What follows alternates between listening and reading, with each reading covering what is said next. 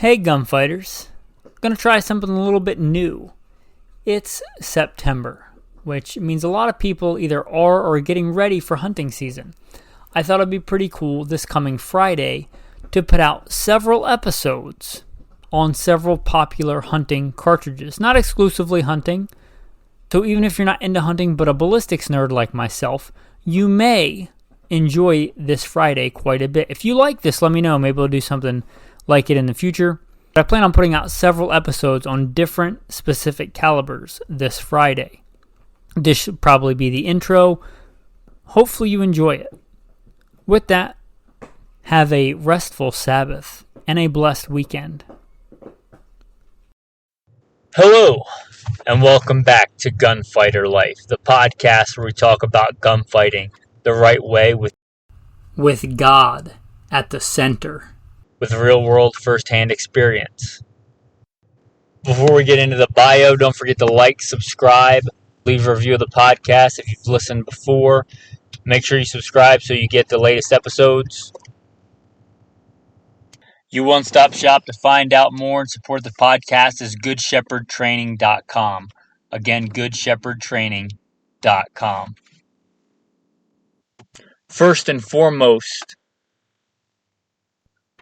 I am a servant of God, a teacher, a preacher, a fisher of men. God is number one in my life, and everything that I do in this podcast is no different, and I don't apologize for that. A little bit about me in the background. I grew up, I guess what you would consider a heathen. Didn't grow up a Christian, but I grew up in the southeastern United States, what most would consider very poor. Hunting and fishing and shooting. Joined the Marine Corps at 17, did a couple of combat tours in Iraq. After my combat tours in Iraq, I was an urban warfare instructor for the United States Marine Corps under Mojave Viper. I also served in law enforcement for several years in LAPD. I worked patrol assignments and more specialized assignments, where by God's grace, He got me through some nasty places in this world of war zones and some of the nastiest streets in the country. Not because I am better, because God chose to have mercy on me and had a purpose for me, and I'm thankful for that. After my time in law enforcement, I was a private contractor for federal government, for a three-letter government agency I won't specify, doing private contracting work. I'm very much involved in guns and gunfighting. I also served in the U.S. Army, both full-time and part-time National Guard. I should say my primary MOS is in both branches of the military or infantry, as of one sort or another. Specialized infantry in the Marine Corps and an MOS that no longer exists. I started competition shooting even before I joined the Marine Corps at 17. I won my first gold medal even before I joined the Marine Corps at 17. I've been blessed by God with the talents He's given me to win more shooting competitions than I can remember. I've won most of my competitions in rifle and pistol, but I've also competed in archery and shotgun and even muzzleloader, knife throwing, hatchet throwing. I've competed in all that. I've also been a professional big game hunter and guide. Like I said, I grew up hunting and fishing and shooting. I've done it to put meat on the table because I like to put food on the table with the talents God's given me. I don't apologize for that. I've done it as a professional hunter and guide. I've slain all manner of beast and guided for all manner of beast. Bear and wolf and elk and deer, mule deer, whitetail deer. I've slain ram and fallow deer and countless animals. And I don't apologize for that either. FBI certified, firearms instructor, NRA, and a bunch of other three-letter government agency certifications. Blessed be the Lord my rock, who trains my hands for war and my fingers for battle. Psalm 144. I've been blessed to be the commander of a tactical team, an SRT, special response team, in a large metropolitan area, where our primary job was to stop active shooters.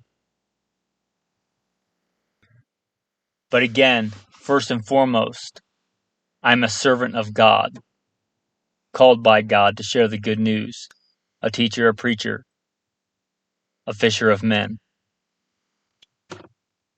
With that, we will roll into the day's topic. I think this is going to be entitled 6.5, the Creedmoor Craze, or something very similar to that. Now, let me start off with a few things, and you're getting my opinion and my thoughts on the 6.5. Now, I'm going to go ahead and start by saying that I really like the 6.5, and that I didn't really like it at first. And I guess the reason I didn't really like it at first, if I can put this into, I guess it wasn't a logical reason, but I've always liked 6.5s. I really like the 6.5 by 55 Swede. If you look at the ballistics on that and the ballistics on the 6.5 Creedmoor, you'll know why I liked it. This 6.5 by 55 Swede came out in the 1800s. I'm going to say that again, the 1800s. It's a fantastic cartridge. It was chambered in a fantastic rifle. It has maybe killed more moose than any other round on the planet. I don't know that you could prove that, but it certainly killed a large number of moose in Scandinavia and in other places. The 6.5 by 55 Swede is a legendary, outstanding round. Likewise, the 260 Remington I've really liked for a long time. The 260 Remington is fantastic, which ballistically is almost identical to the 6.5 Creedmoor, and it's been around for decades. It's basically a neck-down 308 to 6.5. Both those cartridges are fantastic, and I've really liked those. And the reason I didn't really like the 6.5 Creedmoor when it first came out, because I figured it was just, I guess, for common vernacular terms, a Johnny-come-lately. I was like, what does this do? The 6.5 by 55 Swede or the 260 Remington, what does it do that they don't do? And I guess, honestly, for the average shooter and average hunter, nothing. They don't do anything that those other two cartridges don't do or can't do, especially if you give them the same barrel length and twist rate and all those things. In fact, I believe that the 6.5 Creedmoor has slightly less powder capacity, which means slightly less potential than either one of those cartridges. I could be wrong about that. I don't have the ballistics charts in front of me. So I was a little against it at first, but I guess what changed my mind is firsthand experience. I wanted a Kimber Adirondack. If you've listened to the episode A Guide's Rifle, or if you haven't, you may want to go give that a listen, A Guide's Rifle, I got a 6.5 Adirondack for professionally hunting and guiding. And I got it because it's a very nice bolt-action rifle chambered on basically a copy of the pre-64 Winchester, which is legendary action. Legendary for its controlled round feed, for its reliability, for it's a legendary action.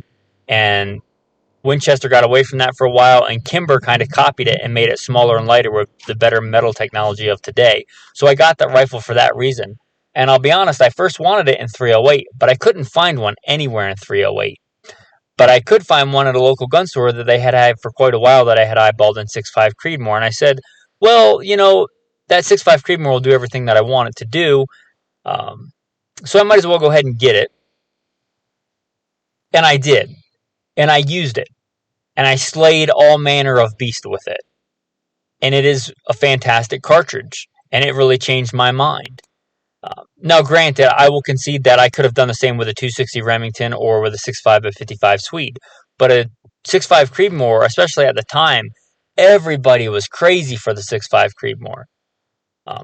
And I think a big reason for that is the shooting competition community. And you heard my bio. I love shooting competitions. I cut my teeth on precision rifle. I really like shooting competitions. And this is way back before 6.5 Creedmoor was even a cartridge invented, or at least before it was anything more than a Wildcat. It may have existed in other forms back when I was doing stuff high in the precision rifle world, long before that. But anyway, I'm not against competition shooting, but that's what really made it popular. And for good reason, they loaded it for high ballistic coefficient bullets. They loaded it to fit with those high ballistic coefficient bullets in a standard, what I would consider standard, a 308 length action. And whereas the 260 Remington is basically a necked down 308, The 6.5 Creedmoor, for all intents and purposes, is basically the same thing. They just made the case a little bit shorter so you could put longer bullets in it in most common actions. And that was a smart move. And also, Remington had a horrible habit back in the day of chambering everything for a 1 in 12 twist. Well, to take advantage of those long high BC bullets, you really need a faster twist rate. And the 6.5 Creedmoor did that. And for those reasons, it really took off. And I think it came about at the right time.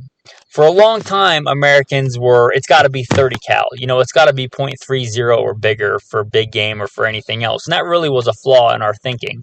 Americans often have this bigger is better mentality. Bigger is not always better. And the 6.5 Creedmoor, I think, came along at the right time. Because, like I said, there had been many 6.5s before it. Many 6.5s before it. And they hadn't really taken off. But the 6.5 Creedmoor did, because it gets the job done with less recoil, with less ejecta mass. If you don't know what that is, you can look it up. But it's a fine cartridge. And it bridges that gap seamlessly. It bridges the gap between competition shooting and hunting, which few other cartridges did. It does it fantastically. It does it with a decent amount of energy. It came out, and because of its explosion, it has a lot of really good bullet selection. It has a lot of really good potential for both hunting and competition shooting, and just going out and having a good time shooting. Let us not forget that shooting is fun. Shooting can be a lot of fun. I recently went out with a gentleman I was blessed to meet, who God put in my path, and I was setting in a rifle for him. And we were doing the 5200 which I would recommend for pretty much any rifle unless you have a good reason otherwise. And I was shooting his Savage 110 with the ultralight, they call it, with the carbon fiber barrel in 6.5 Creedmoor. And it was fantastic. It was ridiculously accurate, ridiculously reliable from the first round to the last round. It was a pleasure to sight in. It was a pleasure to shoot. And I have no doubt that with good ammo selection, if you put that bullet in the right place, it will do the job. And what else can you ask for a rifle for the let's say the avid American rifleman? There's a reason that the guide, when I did that episode titled "The Guide's Rifle," that 6.5 Adirondack of mine, it's probably my go-to hunting rifle still. It's a fantastic gun. It's a fantastic cartridge. It's kind of ironic, I think, that a lot of the reason the 6.5 took off and became popular really doesn't apply to the average hunter or the average shooter. Out of all the beasts I've slain, I think I have taken one elk past 300 yards. That's not the kind of hunting that I do, the kind of hunting where you're 700 yards away with a rest, the animal doesn't know you're there. I like to spot and stalk or still hunt. I like to use the senses and talents God's given me to creep up on an animal, even if I see it. And have you heard my bio? I've been blessed to be a very good shooter, a master of the rifle and pistol. But I try and get closer to ensure that I can get a good first round hit in the kill zone. That's not the kind of hunting that I do, and I think most Americans rarely take shots past 300 yards on big game. So I think a lot of the reasons that the 6.5 took off doesn't even really apply to the average American shooter or hunter. But I guess it doesn't matter in the end, because the 6.5 is a fantastic cartridge. The 6.5 is a fantastic round. Before we wrap up, we'll get into a little bit of the nerdiness of the 6.5 Creedmoor. 6.5 Creedmoor came out in 2007, so a very modern cartridge. It's based not on the 308, but rather the 30 Thompson Center, which is itself was a good round, but never really took off. But a good round in and of itself. Based on that, a couple of common loadings listed, and this is from Wikipedia. And so 120 grain AMAX, which is a pretty common loading. That 120 grain is a pretty common loading here in America. And that's going to just over 3,000 feet a second, 3,020 per the numbers I have in front of me. And the 140 grain Hornady ELDX, which is also a very common loading. I've seen that quite a bit. That's going at 2,700, and that's putting out about 2,283 foot-pounds of energy. So again, talking about the numbers, they're not that impressive. They're not really anything special compared to a 6.5x55 Swede, which came out in the 1800s. I'm looking on the same Wikipedia. I looked up the 6.5x55, and it's got 140.4 grain at 2850 for 2,540 foot-pounds of energy. And again, that run came out in the 1800s. But those aren't the only numbers that are important. Again, I think they really took the lessons learned. The reason I believe they adopted the 6.5 Creedmoor, why that became a cartridge for competition shooting, which was what it was developed for long range. They took the lessons learned. They put it in a good fast twist rate barrel to begin with. You didn't have to get a custom twist rate barrel. And they made the cartridge short enough that you could get the long high BC bullets that the 6.5 is kind of famous for and chamber them in a standard length action. So really no crazy thing there, but just a lot of really good sound decisions went into the development of the 6.5 Creedmoor. And I guess whatever the reasons were that it became so popular, it is a fantastic round. Like I said, I'll go full circle to what I said in the beginning. It is a fantastic round. It bridges the gap between competition shooting and tactical shooting. It would be great in military and police applications.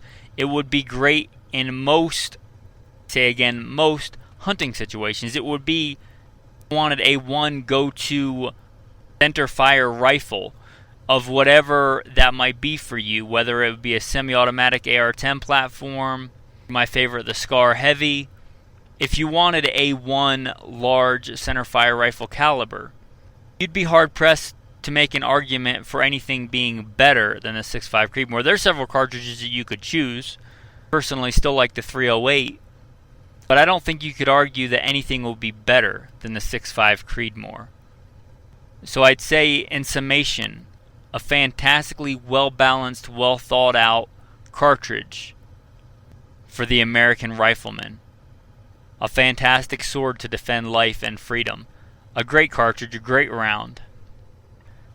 Just some thoughts from a simple man on the 6.5 Creedmoor. I hope you enjoyed today's episode. If you did, remember, don't forget to like, subscribe, comment so you can get future episodes when they come out. Leave a review of the podcast. If you're listening to this on iTunes or a bunch of others, scroll down to where it has the stars, hit some. If you want to write a review, I'd really appreciate that. It helps others, from what I understand, that's true in the algorithm, to see the podcast come up or searching for podcasts. You think this message, more important message of following God and the messages of self-defense, self-protection, being a man, you think those ought to get out there, please consider doing that.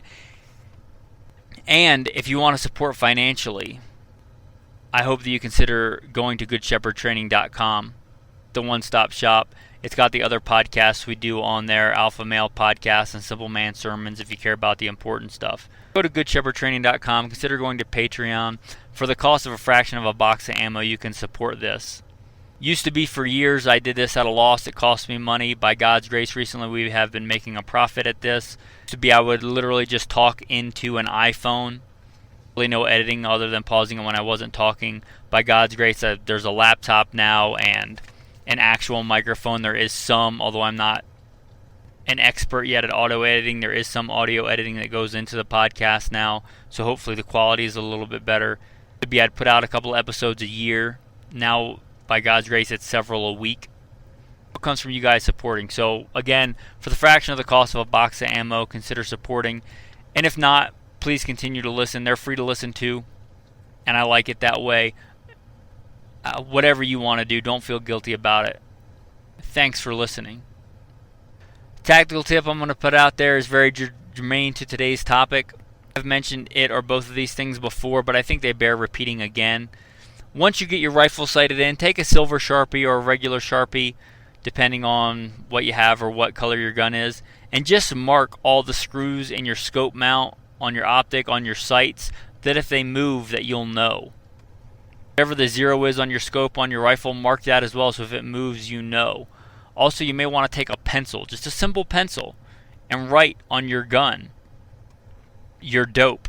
Your dope is meaning the settings on your rifle, meaning it's dead on at 50, dead on at 200, this low at 300, this low at 400, and write that on the rifle with that particular load. Or you could just take a piece of that Write in the Rain paper, write all your dope card out on it, and tape it or put it in the stock of your firearm. That way you have it.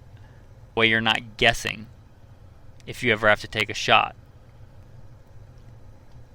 Thanks for listening to this episode of Gunfighter Life, and have a blessed day.